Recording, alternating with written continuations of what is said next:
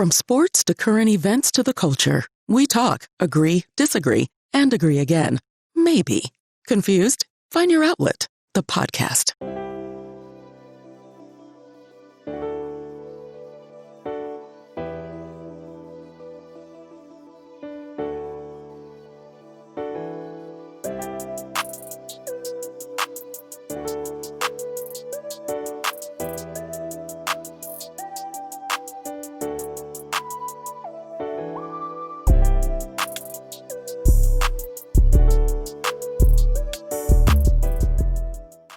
Once again, it's on, good people. Another episode of the ATL Outlet. Been a minute, but we're back. The ATL therapy for your soul. Got PB in the building. C's not with us tonight. May jump in later, but just got AT and PB with you tonight. PB, what's good, man? What's good, man? It's just good to be back, man. ATL Outlet, missed it, and had this opportunity to vent, get some stuff off my chest, say it with your chest. So what's good is just being back, man. Being able to chop it up. What else is good? Still on that golf, even though my boy AT played without me this weekend. It's all right, though. He probably needed to get that practice in, audience, because, that boy PB been, hey, them long birdie putts been making that boy sick. You know what I'm talking about? Made a couple of birdie putts. Good. Made a couple of birdie putts. So, still on that golf, man. What else is good, man? The fam's doing good. Yeah, man, just blessed, man, through all this still, man. Everybody just blessed. So that's what's good with me. Yeah, I had to say the same, man. Being able to wake up, still got the fam around, being able to fellowship with, even if it's virtual, with friends and family is always cool. School starting back. So, there are positives and negatives to that. Sports are still going on. So everything is good considering. So we're appreciative. Appreciative to be able to come back on the outlet, give you another episode, and hopefully give you something worth listening to. Without further ado, we're going to jump right in. Let me add one more what's good. Bro, that peach crown. Hey, man. Is it five? Can't go wrong. They had some in the, I guess it's seasonal or whatever. It's hard to find, bro. Scooped me 3 of them bad boys the other day. Like, hey, got them. Hey, get on that peach crown, audience. Let's go. But we're looking for a sponsor, Peach Crown. Holla at your boy. Let's jump right into the gumbo, man. You know how we do. Throw a little bit into the pot, stir it up, see how it tastes. We'll go with the COVID-19 check-in, man. A lot going on with COVID-19. Numbers still going up here in Georgia and around the Southeast. Governments are reacting. Local governments are reacting different ways depending on where you are. So as you can imagine, it's become very political at this point, especially when it comes to school opening and sports. Especially in sports where we're talking about college versus, high school. We have several conferences that have decided to postpone or cancel seasons here in the fall in favor of playing in the spring, if at all. And a couple of conferences, namely the SEC, ACC, and Big 12 are trying to move forward in the fall. So, PB, your thoughts on how COVID-19 has affected the landscape of college sports? Yeah, man, let me just first start by saying this. I saw somebody tweet out yesterday, man. They videotaped this dude in a Whole Foods, some type of supermarket. A Caucasian male that's in there and going off on the staff. I mean, swearing, cursing, I'm going to whip your blase, going off because they wanted him to wear a mask. He's in there with his 2 kids. 2 kids don't have a mask on. And they start going back and forth. And ultimately, the 2 kids, basically, Dad, we could easily just put on a mask. It ain't worth it. They literally pick him up, carry him out. And the comment below, this is why we're not playing college sports. and so part of it is man, we kind of brought this on ourselves. You know what I mean? And if you look at what the NFL is preparing to do, what the NBA has done, we got too many smart people, man, to not have been able to figure it out in the last however many months. I'm gonna shout out to all the seniors to who are hoping to play. It's a bad situation, man. I really hate it for college athletes that don't get opportunity to compete. Of course, you saw the what's the quarterback from LSU, Joe Burrow. Yeah, Burrow. His coach at LSU said he was slated to be a 6th round draft pick before last season, and turns out to be the number 1 draft pick.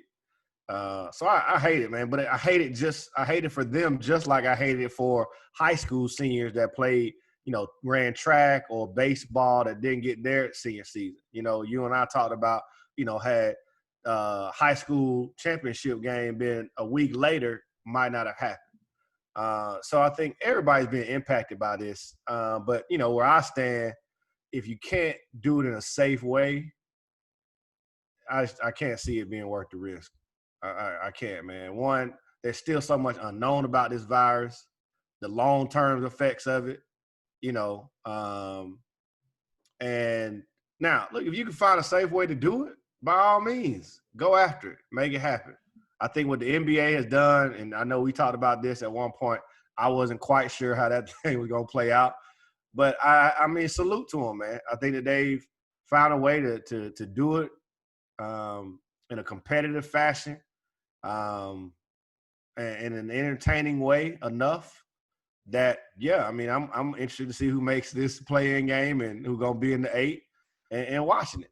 I couldn't care less about every single game, but it's going to heat up. You can see it's going to heat up once playoffs actually start. So long-winded way, man, of saying I think you got to be able to ensure that you do it in a safe way. I don't think a lot of them clearly have figured that out, and it's unfortunate for those kids that don't get to play. I also say this: if colleges can't figure out how to do it, you're gonna have me hard pressed to figure out how high school is gonna do it. What you think, bro? Yeah, it's strange for me. Yeah, I think that I think I come up short as far as telling people what they should do or pointing a finger as far as blame is concerned. We are what we are. We didn't take care of the virus as many people said we probably could have in order to get back to a sense of normalcy. But you're at a point now where there's several different interests that are at stake. And, quite frankly, I don't blame college football for trying to proceed as well as they can. I think there's whether we like to believe it or not, there's a business and there's an economic aspect of it too that comes into play. And if people think that they can do it safely, or they can do it in a way that's protecting those kids and at the same time protecting the economy of some of these small towns, I think that's beneficial as well. I also look at the balance of the fact that many of these schools aren't playing football, but they're still welcoming 40,000 students back on campus. And I don't know exactly what the difference is, other than the fact that there's full contact in football. But we all have been, any of us who spent time in a large undergrad knows what that looks like as well. So it's something where you're not going to be able to please everybody. Somebody's going to have a gripe about something that you do. So I think you're just seeing it all come to a head. Now, what does it mean for college sports? I mean, college sports in and of itself has always been sort of, I guess, having cracks at the seams, because now you got players taking more initiative. There's been talk about Power 5 conferences breaking away from NCAA. We're really going to see a change in the way people view college football. I've already, assumed that in a few short years, players will be paid anyway. And I think this is just going to be another step toward, especially in the bigger schools, they're going to have more say in how they operate, and they're not going to be relying on the NCAA. So I think there are several economic issues at hand, as well as the health and safety of our students, which is always first and foremost. But let's be honest. I mean, now there's a balance, between, and much of it is political, between what is feasible and what should be done based on opinion. So I don't know, man. Like it's tough, and we don't know what the season's gonna look like. If half the conferences aren't playing, and if people just playing all conference games, like what's that gonna look like? Will the champion have an asterisk? I mean, what is that about? What does a spring league look like? It's crazy. I think the Ohio State head coach said today, let's really turn our eyes to playing in January, right? Because there might be a scenario where you can still get a season in prior to the draft, right? I think this whole concept of playing in the spring and throwing it off with the draft and, look, the NFL is moving forward, right? That boat ain't gonna slow down, in my opinion. But I think Booger McFarland, is it McFarland? What's it? Yeah. Booger? Oh, anyway, I ain't gonna disrespect that man. He want to be called. He want to be called Booger. I'm gonna call him Booger. So, he was saying though the difference between pro and college, in his opinion, was that it is an amateur sport, meaning that somebody has to make the decision for you. Whereas a professional, right, you get to make that decision for yourself. And I thought that was a great distinction, right? At the end of the day, there are adults that are responsible for what happened to these college players. Now, the interesting part is, you think about this overarching supposedly NCAA, but you got – I heard the chief medical officer for the ACC was like, oh, we good, we can play. But then the CMO for the Pac-12, like, nah, we not good, we canceling this. Now, some of it may be geographic, right, because the spikes in the South versus in the Northeast, or rather vice versa. I don't know. But it makes you scratch your head to think that, these professional experts of their field have such varying degrees of opinions about what can happen, what can't happen. I think you have to put safety first, though. Now, again, I know that there are going to be economic aspects to that. There were economic aspects to spring sports being canceled. Now, clearly, football is going to have a bigger economic impact. I get that. But at the end of the day, you got to ask yourself, are you really willing to put these kids' lives at risk potentially, right, for economic gain or economic stability? Yeah, well, but the same question is that those same schools are welcoming the student body. Some of them are, but some of them aren't. You're correct. Right? There are a bunch of those that are remote. You know what I'm saying right now. So those that are, that same issue comes about. Well, I mean, yes and no, right? Now, to your point, right, we all in undergrad know how that goes, but at the same time, you can social distance. You can, make sure that dorms are, there's not a person in each room in a dorm or whatever the case may be. Like, you can find other alternatives to that. You're not policing 40,000 18 to 22-year-olds on social distancing. Right. I'm not saying that you're. I mean, it's pull up Twitter. Just look on Twitter. The same thing if they're at home. I mean, I get it. I get your point, right? But my point is to say what you definitely not changing is when I tackle you or we in a pile up and spit and coughing and all that's going everywhere. The probabilities are increased. But in my opinion. And to me that's. Maybe that's relevant. I don't necessarily agree with that. I think that you got, in addition to the colleges that are opening face-to-face, right, it coincides with the fact that businesses are allowed to remain open, right? So you go back to the spring when we shut everything down, everything was shut down. Sports were shut down, but you also couldn't go to bars or restaurants or whatever the case may be. Now you're going to have 18 and 22-year-olds who are on college campuses. Bars are open, restaurants are open. So, they're not under the care of physicians. They don't have a team physician. They don't have you've been a college athlete, I feel like a college athlete is in a bubble more than a normal student. Right? There's certain things that you can't do as an athlete, especially in season, that other students can do. I agree that when they're not on the field. Right. When you inside those lines, bro, I mean, it's crazy in between them lines is my point. Now, to your point, look, if when students go back on campus, if parents had to sign a waiver that said, look, we acknowledge the risk of sending our kids back to school, or if every football player signed, their parents signed a waiver saying we acknowledge the risk and our son can play all day. Let's get to it. Well, obviously it can't be that easy because I feel like that would have been done. Well, that's because most parents probably don't want to sign that. Like, everybody wants to protect themselves in the event that, guess what, 3 University of Georgia football players contract COVID-19 and end up dying. Yeah, that makes sense. At the end of the day, that is what everybody is trying to avoid. That makes sense. Right? And so is it going to be the parents' decision to let them kids play, or is it going to be the school's decision or the conference's decision to let those boys play? That makes sense. At the end of the day, to me, that's what it boils down to. And that's the problem that college has that the NFL or pro sports don't. Because the player, as an adult, as a professional, is making the decision to play or not. Well, that's why you got some of these players that are opting out. That's their decision, right? But these college players can opt out too. They can. Yeah, they can. But if they're not, they're still, at least as I understand, no parent has signed a waiver saying, we accept the risks that are coming along with our kid playing this sport, and we bout it. Yeah. I mean, I think, like I said, I think there are points to be made on both sides. I think football is taking a lot of criticism because I think there are a vast majority, not vast majority, that's too many. There are a segment of the population that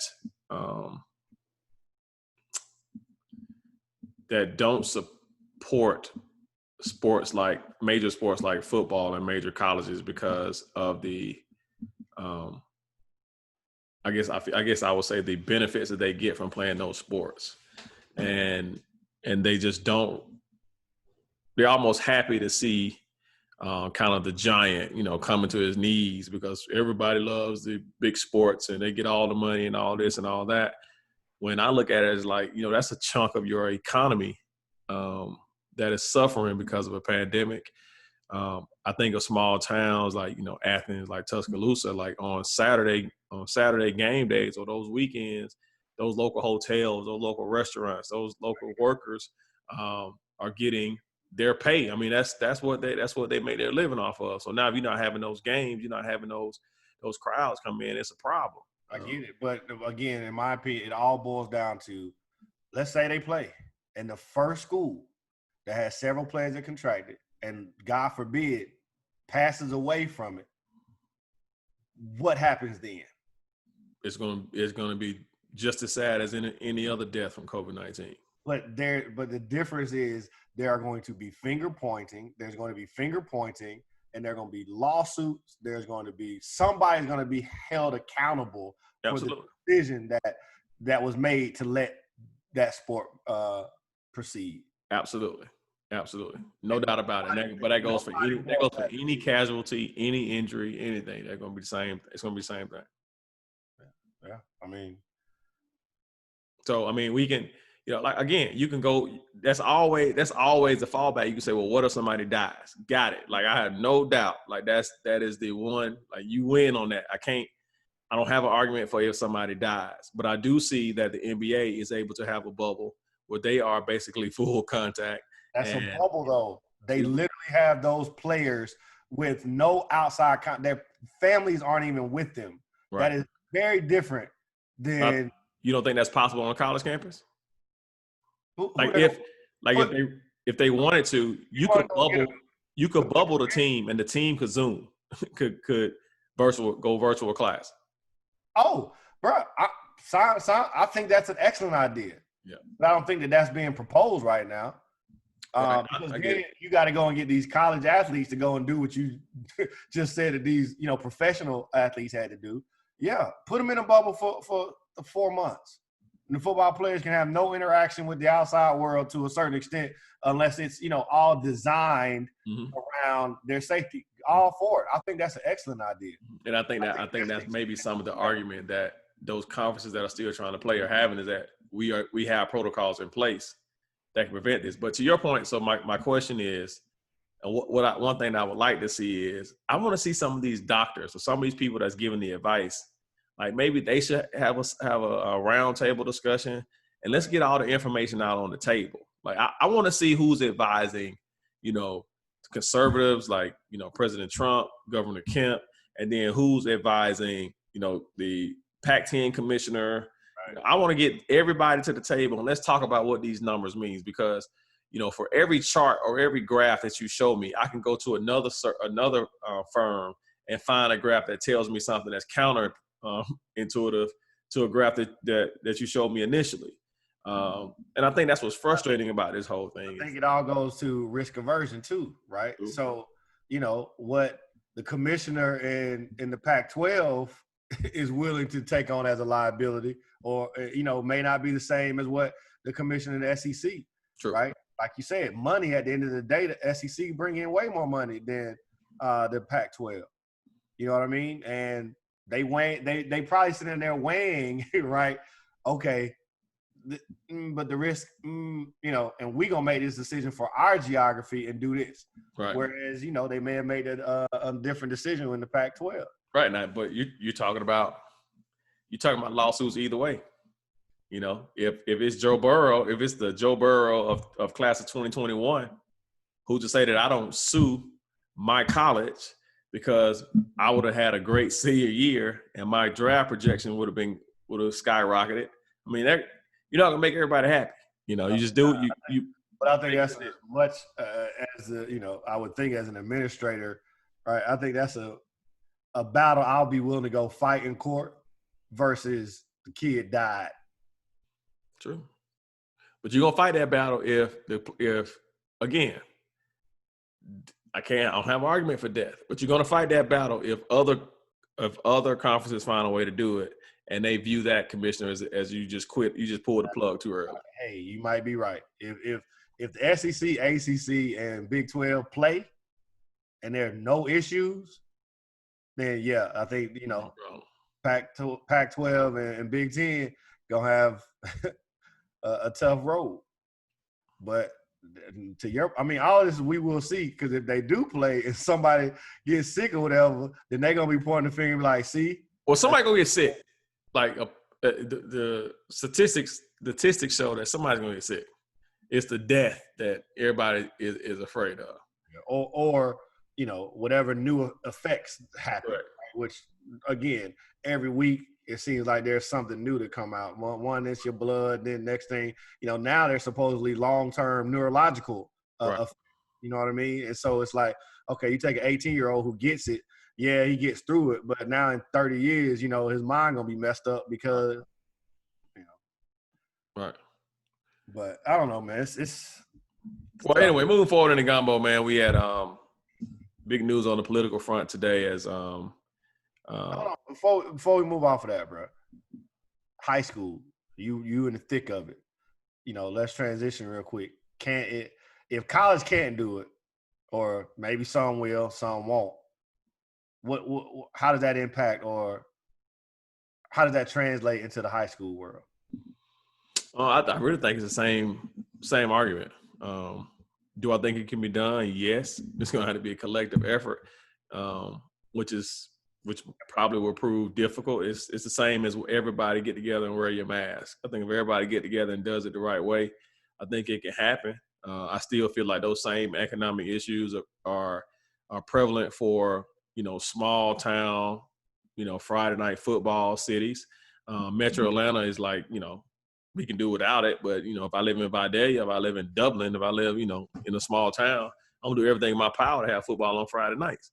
So do I think it's possible? Yeah, I think it's possible. I mean, I think that if you take the same precautions and as a community, the way some of these parents are acting around football, I wouldn't doubt they would allow their kid to be bubbled with their high school football team and go virtual.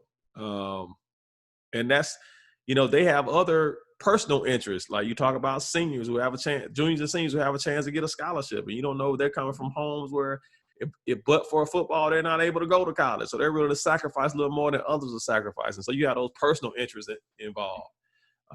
Do I think they're going to pull it off? I don't know. I mean, the numbers, the way they're shooting up, I don't know. I think in high school, one thing that's different is they really look at, like, I'm not saying colleges don't care if kids get sick, but I think in high school, there's more of an emphasis put on who gets sick in addition to who dies. So in college, I think you have 20 positive cases. They'll go through quarantine, get through it, and they'll try to keep pushing forward. Whereas in high school, that's almost like a red flag. Like, if 5 kids get sick, we're going to shut this thing down. We probably won't play, which makes them less likely to play, in my opinion. So if you had a high school kid, and secondly, if you had a college kid, would you let them play? If I did? Yeah. It depends on where they were in the process. If we were in a situation where they're on the cusp of making it to the next level or doing something that could be life changing, I would sit down and have a real conversation and probably let my child play, and just pray. I mean, I that's my personal opinion, but I'm not in that spot, so that may be totally different if that were the case. Yeah. But if my kid was even that thinking though, so you think your kid was on the brink 1 year, even to see what happens in that year, continue to train, continue whatever, you would still potentially sacrifice what could happen. And again, it's a if for 1 year potentially. I mean, of course it could be more, but let's just say you wouldn't wait to see what happens. No, what are we going to do in the meantime? Work out. I mean, go get a private coach, with most kids gonna do after their senior season anyway, right? And train and get better, and all you're doing is not actually competing. Yeah, I think I'll probably let them play. What about high school? If my kid was a senior in high school, going to a senior year, yeah, we will have a big time conversation. But rising senior, yeah, I'm gonna let them play. Yeah. I hijacked you. Back to COVID-19 updates, man. We had big presidential news. Joe Biden, who is who will probably be the Democratic presidential. He is the Democrat. He's already won, right? Yeah. He's the Democratic presidential candidate. Technically accepted it yet? I don't think. He hadn't said okay. He announced that his running mate for the 2020 election will be, and I always mispronounce her name, Senator Kamala Harris. Kamala. Right? I think it's right. It's Kamala, right? Yeah. I want to make sure I get people's name right. Senator Kamala Harris from California, who's a former DA in California, making history. I'll call it VP Harris moving forward, just to make sure. She makes history as the first person of color, because she is Indian. She's Indian, and she's of Indian and African American descent, to be on a major party ticket as vice president. So big news on the political front as they head toward a showdown in November versus President Trump. What are your thoughts on VP Harris, candidate VP Harris, and candidate Biden's run for president?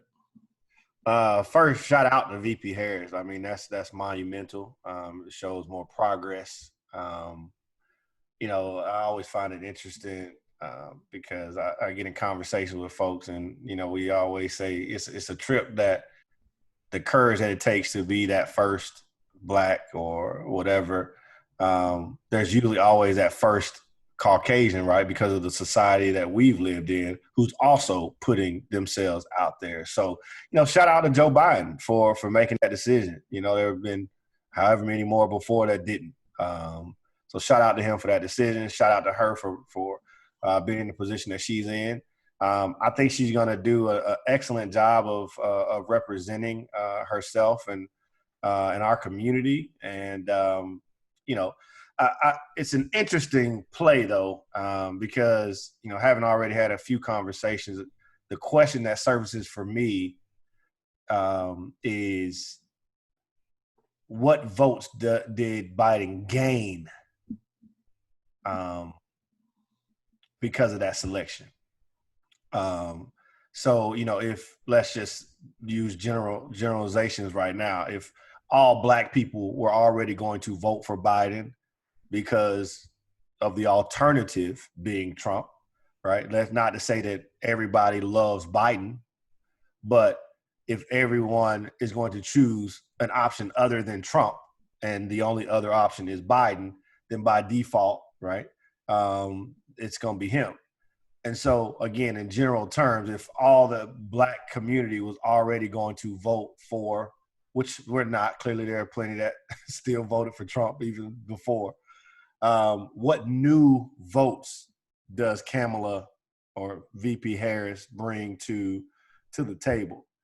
And that's where I scratch my head a little bit, honestly, bro, because particularly given the racial unrest, social unrest of the last several months, the question is that Caucasian, female or male, or even that previously who voted for Trump, black, male or female, and everyone in between, if they were leaning towards voting for Biden, will having VP Harris help or push them further away? And I think it'll be interesting because something else that surfaced in that conversation was how many people are going to immediately just think, okay, well, if something happens to Biden, then is the country ready for a black female president? Which I think asking that question is completely ridiculous. Like, is the country ready for a black female president? Like, why not? I mean, I just, and I'm not saying that's not the same reason that for however many years they weren't ready for a black president. Yeah, I'm venting at that point. Like, to me, that's just something that even asking that question is an insult. I have a problem with that. But I'm going to speak to that. And as far as the votes are concerned, I think that the decision was certainly a play. I think that it was something that there's no coincidence that selection was made right in the middle of social injustice and social unrest, social unrest regarding social injustice in this country. I think that for those that are, this is a time where people are going to have to walk the walk. Like, for those who have been screaming for this progressive movement and the move toward justice, whether you are white, whether you're a person of color, this move was to kind of, I guess for lack of a better phrase, just smack everybody across the face and say, man, we're doing something about it. Now what's up? Now are you going to vote? Are you going to come out and vote for us now?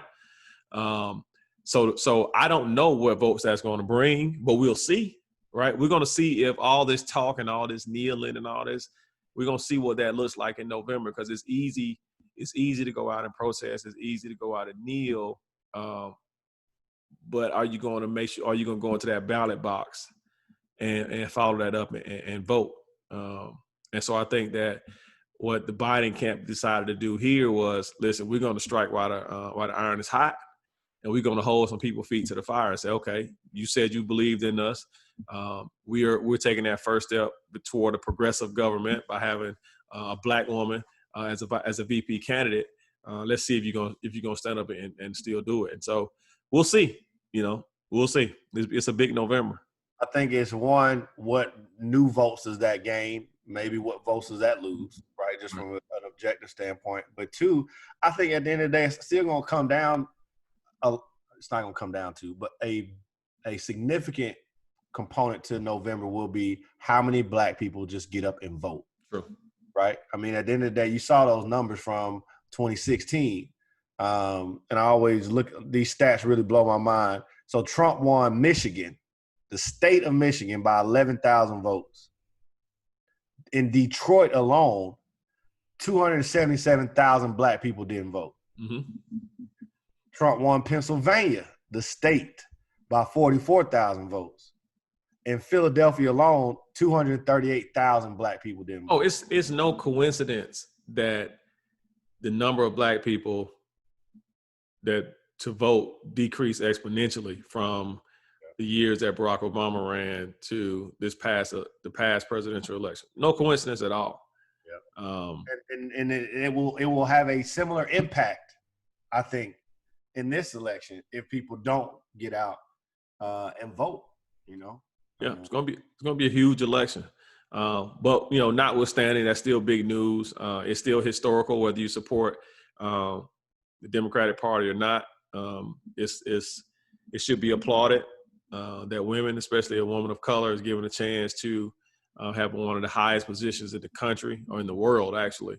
And so we're appreciative of Joe Biden for the selection, and we wish candidate Harris the best. Shout out to all y'all Howard alum. I know y'all jumping for joy right now. And them AKAs. Right. Moving on, man. We got more in the gumbo. Let's see. We talked about a little bit about sports. Talked about that college. We talked about our presidential news. What else we got going on? We got the NFL. It's cranking up. No exhibition games this year, but they are still planning to go full speed into the normal schedule. So interested to hear your thoughts on the comparison, though, between NFL, MLB, NBA, and even MLS as far as their structure for dealing with COVID-19 and preparing for the season. Yeah, man. I had to say, I don't know enough of the details. All I can say is I've been very impressed with the NBA and what they've done. I think now because it's underway, look, the MLB appears to have done a pretty good job of it as well. Outside of that fight the other day, which had me a little geeked as really, but I think they've done appears to be a good job, and I think the players that have bought into it as well. I'm sorry, bro. You said good job, and it kind of reminded me of that Bernie Mac on Kings of Comedy. What should we tell you? Good job. Man, shout out to Bernie, man. Rest in peace, Bernie, man. But that Kings of Comedy was hilarious. What you gonna tell you? Good job. Yeah. But yeah, I think MLB appears to have done well. I haven't been tracking the MLS as much. But on the second round, last 2 rounds of testing, 0 positives. Gotcha. Yeah. Now, are they all quarantined basically? Bubble. I mean, look, that bubble life, man, seems to be the best way to get this done. It's just that you got clearly professionals, and you've got the ability to really bring teams together. I think the NFL is going to be challenged because there is no bubble. We will see if that has an impact for sure. And, my hope is that we just get through it. I really want to see some football. And I will say this, again, some guys have already opted out, that may leave a little bit of a sour taste and depending on how things play out, you know what I mean? So we'll see, bro. But I have no argument or pushback about anybody who opts out. If you opt out, that is completely on you. I do not vilify you or anything about that. That's your decision, and I respect everything about that. And if you have opted out, I think Nick Markakis for the Atlanta Braves opted out and changed his mind. After he saw the protections that were going on. No slight to him either. I mean, people are having to make life and game changing decisions right now. That unfortunately is we are where we are. And one of the big things that I've been talking about lately is I've said this on several of our podcasts from weeks back. Man, I am really worried about the economy. Like, I'm really worried about the economy because the prevailing notion has been, well, we should just shut down. and I just don't think it's just not that easy. It's not that easy. It's like a ship. Like, if you can't turn a ship around 180 degrees just like that and go back the other way. I just don't think it can happen. But And you go ahead. go ahead. And you can't just completely stop and shut everything down without there being a dramatic fall in the production of the economy. Now, I think that's very dangerous. Very dangerous. Well, look, let me first say this. I think trying to shut it down in and of itself, I agree, is dangerous. However, I think there has to be, we're in this together. I don't think we necessarily had to shut down everything the first time around. Had people taken it as seriously as it should be taken and did the things that, were expected of them. A lot of the things that started to come down was because people were just being reckless. And so at some point, you got to weigh, right, what are the potential outcomes that come with people. I mean, bro, when you saw all them folks at Compound, like, come on, bro, really? Like, at some point, and you're going to tell me that was worth it to Well, let keep me ask you this. Going? Like, let me ask you this. At some point, man, it becomes a public health concern.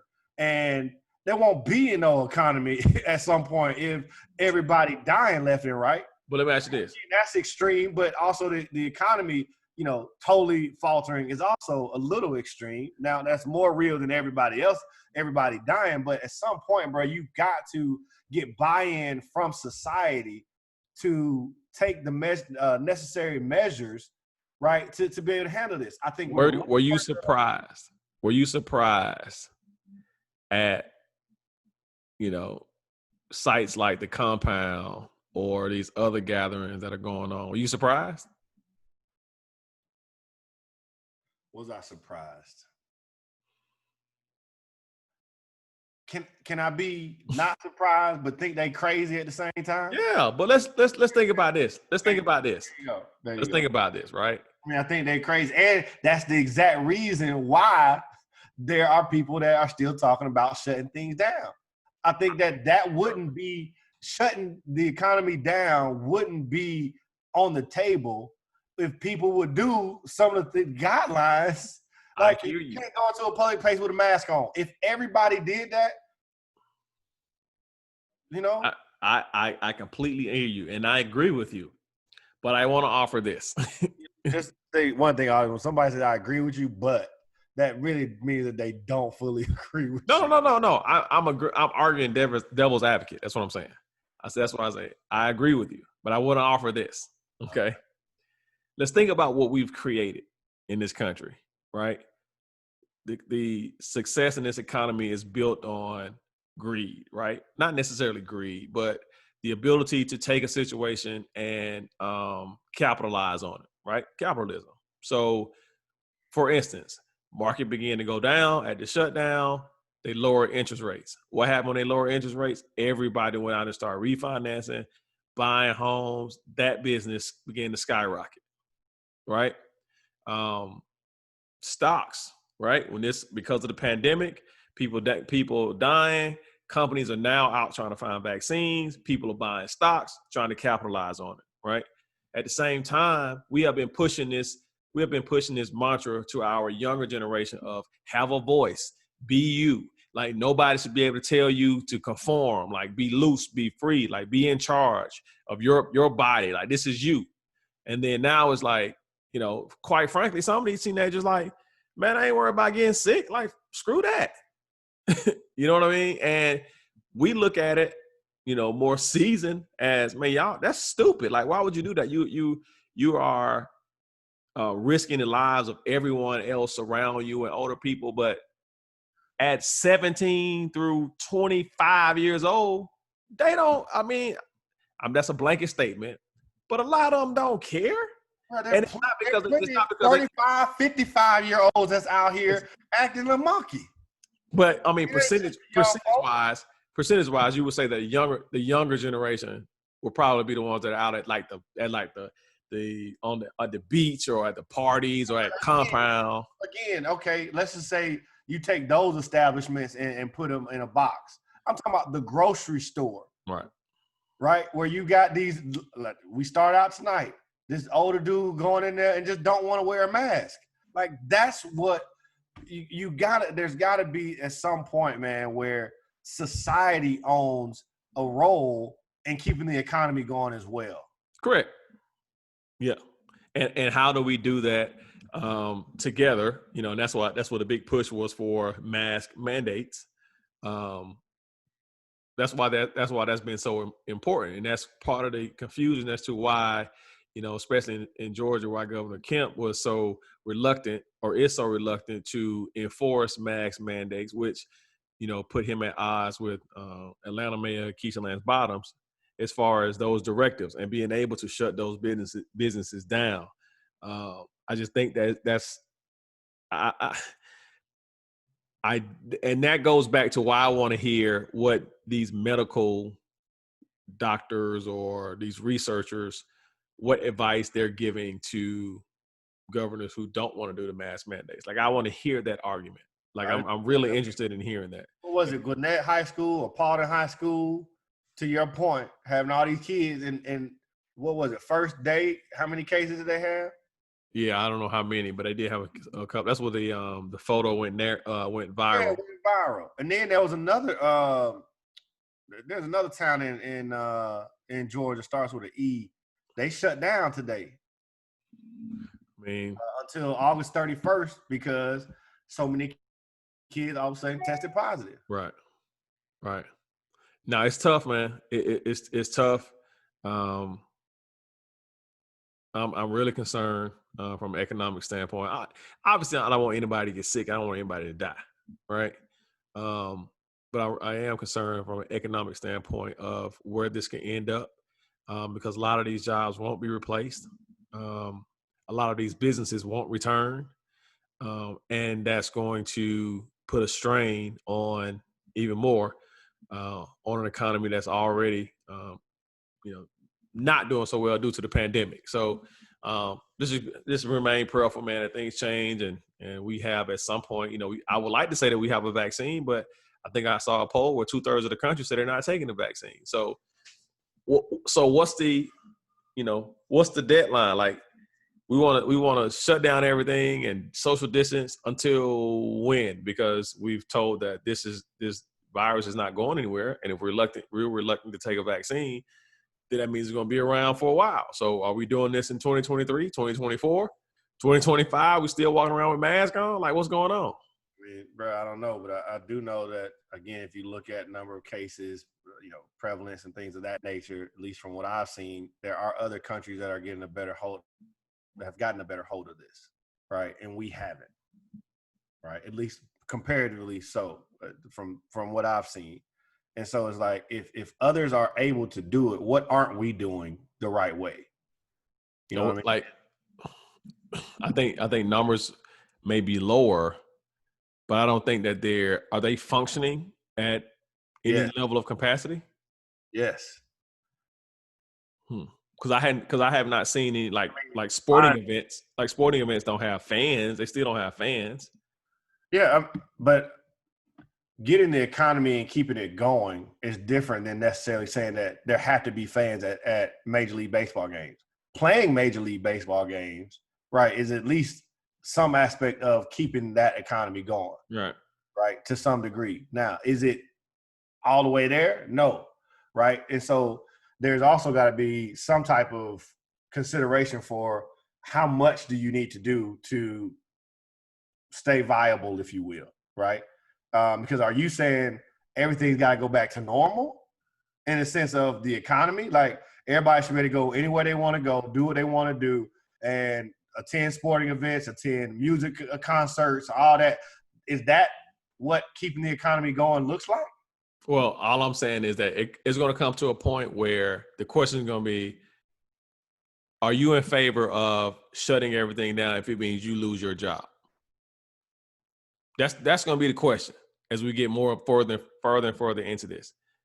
Because you think about companies. Never shut everything down, though, man. You said again? I mean, I don't think we ever shut everything down.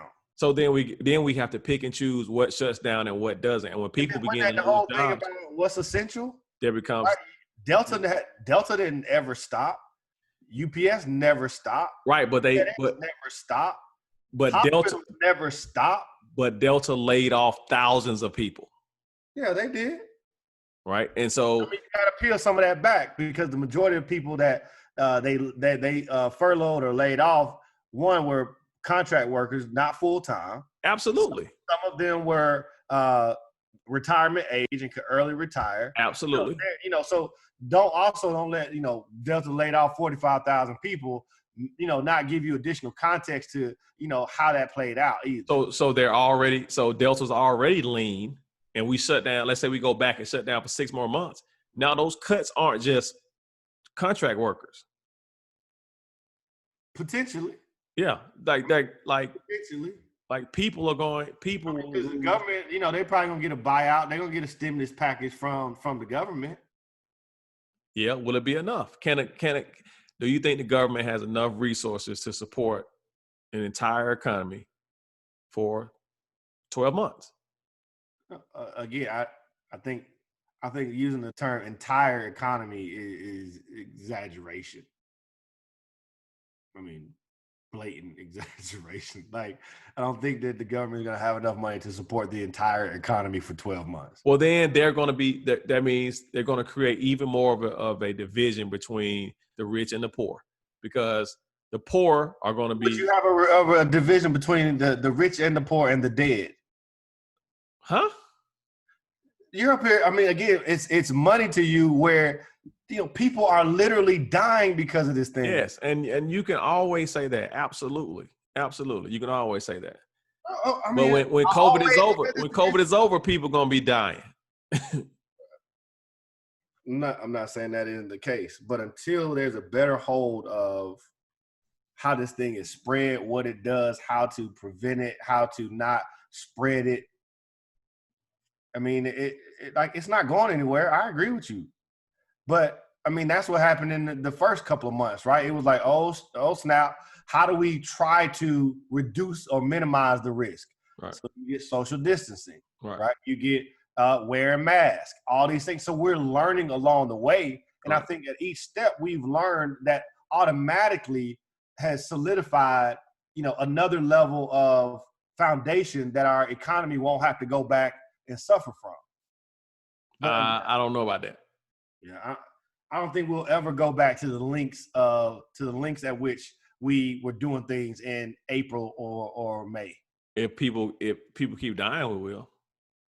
Yeah, but I mean, part of it again is to your point, getting these experts around, because look, if you have more tests, right, more people are probably gonna have it. Be careful, bro. I'm just saying, bro. That's a fact. Now, to your point, I mean, what I haven't seen lately is, XYZ health system is at ICU capacity. What I haven't seen is XYZ hospitals are running out of ventilators. What I haven't, and again, all that stuff happened back in April and May. So guess what? They ramped up the manufacturing. Philips donated, I don't know how many millions and billions of dollars of ventilators, right? That did a government contract on ventilators. Right. One of the big things that New York did was load up on ventilators. Right. So again, I think that there's been a lot of things that have now been put in place that at least hopefully protect us from going back to that point. Now, if all of a sudden, to your point, vents start being, in small numbers that we can't access anymore, if ICU beds, become crazy again, and we can't manage the flow of tests, or not just tests, but the flow of those who have severe complications from it, then I think we get back into a red zone. No, I think those are all good points, man. I got a headache thinking about all this, man. Let's take a break. It's the outlet.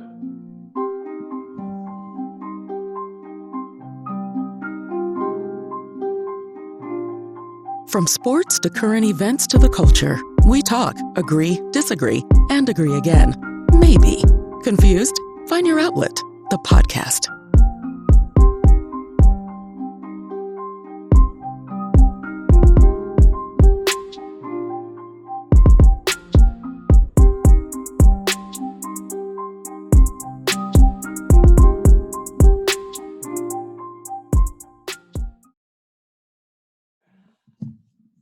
Again, with another episode of the ATL Outlet, the ATL Therapy for Your Soul. AT and PB here with you tonight. C's not with us. Been talking pretty heavy on this COVID-19 and the effects of the economy and presidential race and college football. It's been all over the place, but always got to make room for a part of the show that we love. It's called Yes Sir, No Sir, Yes Sir, No Sir, Yes Sir, No Sir. You know how the game goes. I give the crew a statement. Everybody answers either yes or the affirmative or no in the negative. So, yes sir, no sir, PB. If anybody been watching the NBA bubble, several players have taken advantage of this NBA restart and have been completely blowing up. One of those players, Dame Dollar, 6'1", Mr. Lillard from the Portland Trailblazers, went for 61 the other night. One of the better players in the NBA restart. Statement made that he's the best point guard in the league right now. Dame Lillard, best point guard in the league. Yes, sir. No, sir. PB. Yeah, that's difficult to say because of, basketball and being a point guard, you may be called to do different things. But I'm just going to say, man, a man that put up 63 times in one season, I'm about to go, yes, sir. Yes, sir. Shout out Dame Dollar. Hey, let me tell you something. Dame is that guy. What you think? I fooled him a long way. I fooled him a long way. I'm going to have to go no, sir, man. No, sir. Like, now, let me just say this. Chris Paul. We get caught up in lot. We get caught up in like, the what happened yesterday, the most recent history. Like, although they're not there, like, don't forget Steph Curry is still in the league, bro. Yeah, Chris but ain't he a two? Say it again. Ain't he a two? Oh, your point. Your point. Steph Curry is still in the league. Chris Paul still hooping. But I thought you said the best point guard in the bubble. I said in the league. Oh. Now, we just going bubble. He's playing the best right now, absolutely. Even though Chris Paul is playing very well as well. But I'm talking in the league. That's what the statement was made that Chris Paul, Dame Dollar was the best point guard in the league. I got you. Now, I'm gonna tell you right now, I have no problem. I put Steph at. I was thinking Steph was a two. I have no problem picking Dame Dollar first to hoop. No problem at all. But I can't give up just because they're not there. I can't give up Steph. That's fair. In that league. That's fair. All right. Second, yes sir, no sir. Yes sir, no sir. Cam Newton starts for the New England Patriots by week 4. Yes sir, no sir. Yes, sir. He's gonna start week 1. Let's go, Cam. Let's go. Shout out to Westlake, man. South side of Atlanta. All them, as my boy AT would say, haters. All them haters out there. Hey, Cam gonna be starting week 1, man. Hey, I'll put money on that for anybody listening. Let's go. I'm gonna say no, sir. And the only reason I'm saying no, sir. Of course we know why you saying no, sir, because it's just me and you. No. Only reason I'm saying no, sir, is there's no preseason. So I think shit, if it had to play today, hey, Cam Newton is the best quarterback they got on that team, man. Yeah, but it's still a matter of putting them in the system and getting all that. No, because that's what my boy AT said. You put the best player on the field. You do. That's what you do. Immediately. No, I didn't say immediately. I said stop. Well, that all came from the Trevor Lawrence. Absolutely, and it was 4 games in. Oh, it was 4 games in. Point. 4 games in. Because you needed to see that he was the best player. And can't freshman, bro. So you needed to see that he was the best player. And once it was determined that he was the best player, you said put him in. Yeah, but Cam is like a freshman with the Patriots. Like he got to go through. No, he's a former NFL MVP. I'm not finna listen. I've argued enough about Cam. I'm gonna say no, sir. But I do think he starts at game 5, but not before, not 1 through 4. That's just my opinion. And now you're like contradicting yourself. No, how am I contradicting myself? The Trevor Lawrence argument that you had was you always put the best player on the field. And after 4 games, and after what's his name? Stick him up. Listen, Stigum and what's the Brian Hoyer? Yeah, who both been in the program. Like they gonna get it's gonna be 4 games. When the last time either one of them started a game? It doesn't matter, man. They've been in the system. They've been in the system. Man, Cam's gonna create a whole new system. He maybe, but they're gonna take some time. There's no exhibition games. Right, I'm sorry, bro. You contradicted yourself, bro. Well, you wrong. How about that? Contradicting yourself. I don't forgot what the other yes sir, no sir. You tripping? I ain't tripping. You contradicting yourself, bro. You talking out of both sides of your mouth. I'm supposed to because my mouth is open. What are you talking about? Stop. Anyway, I don't forgot the other yes sir, no sir. All right. Hey, you take peach crown over apple crown. Peach crown over apple? Crown apple? Crown apple. No chaser? Hey, man, you decide. We're going to put this one out on Twitter. Peach crown over crown apple. Or crown peach, whatever you want to phrase it. Man, I'm going peach. It wasn't a yes or no, sir, but I'm just going to say. It was a yes or no, sir. What was the yes or no, sir? Peach crown over crown apple. Yes sir. Or no, sir? Yes, sir. Yes, sir. Peachy. Very peachy. What about you? Yes, sir. All day. Let's go. All right, man. We got a fairly new segment called Let It Breathe or Turn Up. Let It Breathe or Turn Up. Been seeing a lot of advertisements for Delta and Greyhound about traveling, low rates, and apparently there's no middle seats, and you can seat every other seat. If you are traveling you get a trip to Hawaii, and they guarantee that you won't have a person within 3 seats of you. You turn it up, or you'll let it breathe. PB. I get a free trip to Hawaii. No. You get a low price trip to Hawaii. Low price, but I still got to pay for everything. Yeah. No, sir. I'm straight. Let that shit breathe. I mean, let that breathe. Let it breathe. Let it breathe on me. Let it breathe. Hey, I'm straight, cuz. I go down and find a pool somewhere here and plant a tree and call it a day. Let it breathe. Man, I think I'm gonna turn up, man. You get all I need is some space and opportunity, man. I'm gonna turn up. All right, you gonna turn up with the coronavirus? That's all right. I can get coronavirus on Campbellton Road too. That's all good. If I had a choice again, I'm gonna get in Hawaii. Hey, I got one. Don't forget yours now. So everybody know that boy Kanye out here ain't crazy. The concept of going and voting for Kanye in the next election. Let it breathe or turn up. Man. As it stands right now, man, I'm gonna let that breathe. I need more information. I need to know more information. Hey man, did you hear that boy DL Hughley go off though? It was like, oh. So see, the thing I got an issue with Kanye is, he bipolar when he do something crazy, but then when he don't want to be crazy, then it's all good. He's bipolar by convenience. That's what we're going in, bro.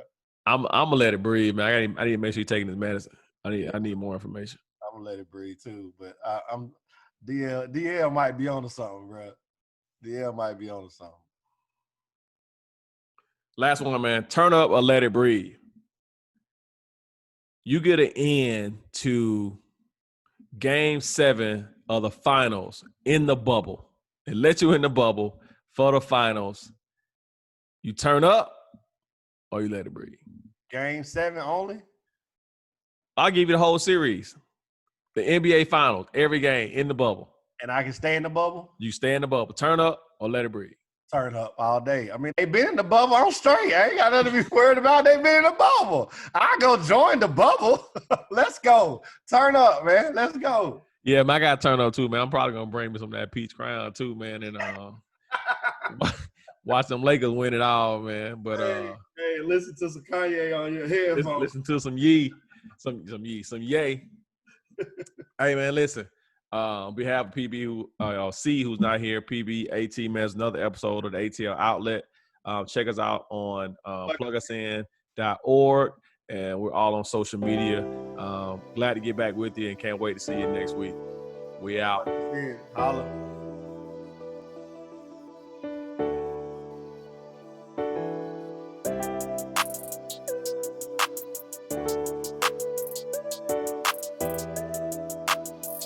From sports to current events to the culture, we talk, agree, disagree, and agree again. Maybe. Confused? Find your outlet, the podcast.